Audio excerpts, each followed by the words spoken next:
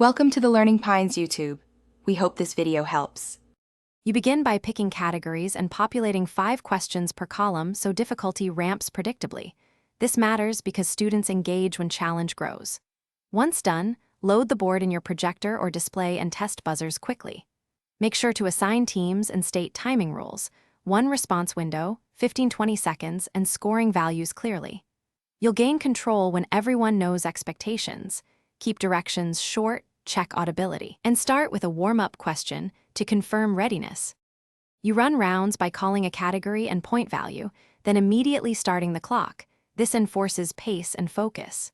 If a team answers correctly, award the points and record them on the visible scoreboard, because transparency prevents disputes. Once a team earns control, let them choose the next clue. This keeps momentum.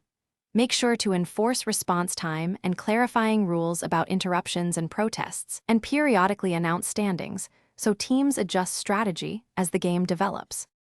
You close by running Final Jeopardy. Collect wagers, reveal the clue, and allow 30-60 seconds for writing. This amplifies stakes and student investment.